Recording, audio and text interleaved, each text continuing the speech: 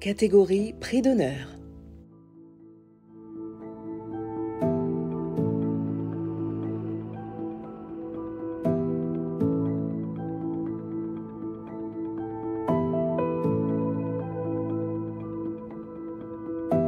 La boum de sable vient des déserts africains.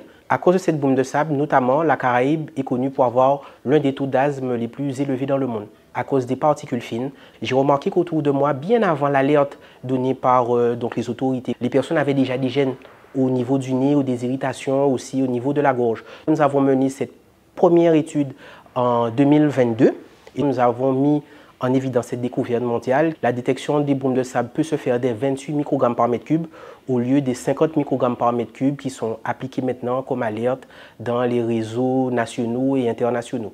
L'idée, c'est de vraiment améliorer la qualité de vie de tout un chacun et optimiser le rendement de certaines ressources. À cause du changement climatique, ces phénomènes seront plus fréquents et plus intenses dans les années à venir.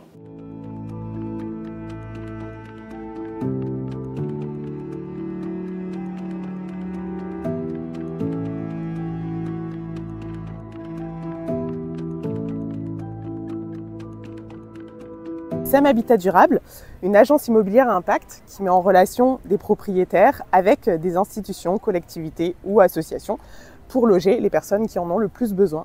L'idée de SEM Habitat Durable m'est venue lorsque j'avais un bien que je voulais mettre en location. Je voulais avoir de l'impact avec ce bien et la fondation Apprentis d'Auteuil avait besoin de logement et m'a loué ce logement. Et j'ai trouvé l'idée, en plus d'être impactante, géniale.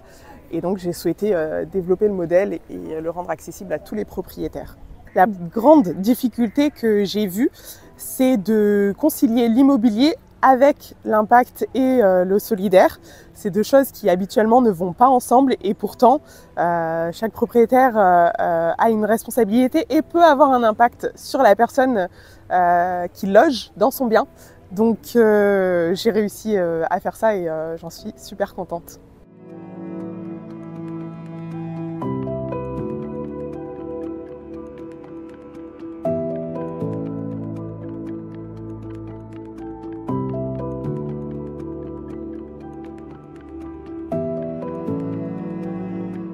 Mon dispositif est vraiment très simple. Imaginez un chapeau bakwa que vous déposez sur votre tête en guise de toiture, donc qui vous protège du soleil et de la pluie. En installant bien comme il faut sur notre tête, il résistera à des vents modérés. Mais si le vent est trop fort, il va s'envoler.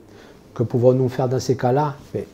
Nous l'attachons. Le dispositif que propose Câble-Toit a le même rôle. Il permet d'attacher une toiture en tôle à sa structure, à l'aide de son système de câblage relié à des points d'ancrage. L'idée de ce projet m'est venue en 2007, suite au cyclone Digne qui est passé sur la Martinique. Dans le cadre de mon travail, on a recensé plusieurs toitures qui s'étaient arrachées. J'étais vraiment impressionné par la force du vent qui peut emporter tout un ensemble de toitures. Je me suis dit, il faut que je trouve une solution afin d'empêcher ces toitures de s'arracher. C'est là que m'est venue des idées de câbles. Au début, c'était juste une idée, mais avec le temps, j'ai pu petit à petit confectionner les pièces et les tester sur un hangar. Et là, j'ai vu que le dispositif marchait bien.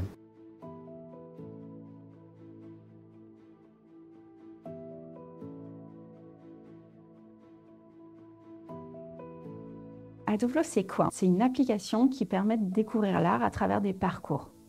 Tout au long de ma vie, j'ai énormément déménagé et je me suis rendu compte que pour bien comprendre un territoire, souvent ça passait par l'art. Que ça soit les thématiques politiques, les thématiques environnementales. Et ce que je voulais faire, c'est que chacun puisse découvrir ça.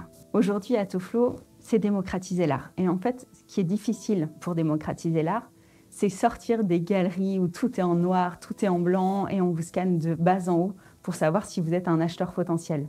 Mon but, c'est que chacun puisse toucher du doigt l'art sans considérer que c'est quelque chose d'élitiste.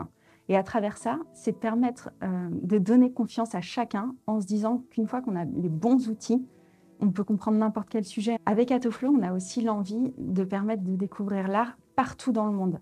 Et on veut travailler aussi sur d'autres thématiques. Là, on est en train de travailler notamment sur l'environnement et tout ce qui est le tourisme durable.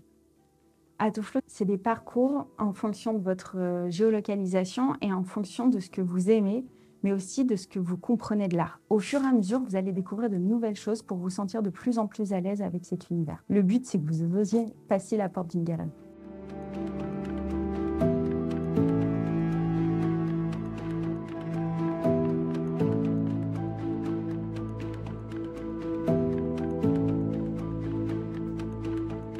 Il faut savoir que le processus actuel de découverte de médicaments est lent et coûteux, nécessitant environ 2 milliards d'euros et 15 ans pour développer un médicament. Notre plateforme, propulsée par l'intelligence artificielle, accélère l'identification des candidats médicaments novateurs à partir de plantes médicinales caribéennes, telles que par exemple les feuilles de corosol, dont les composés montrent un potentiel prometteur, notamment en immuno-oncologie. Notre business model est simple: développer un pipeline de médicaments potentiels et effectuer des accords de licence avec des entreprises pharmaceutiques à différents stades de leur développement clinique. Les marchés ciblés sont l'oncologie, l'immunologie et les maladies infectieuses, représentant un potentiel combiné de plus de 400 milliards par an. Nous avons déjà établi des collaborations clés avec des institutions de recherche en Guadeloupe, en France et en Amérique du Nord. Nous avons déjà identifié plus de 100 plantes médicinales avec des applications potentielles, particulièrement dans les traitements contre le cancer, sur lesquels nos travaux initiaux se focaliseront.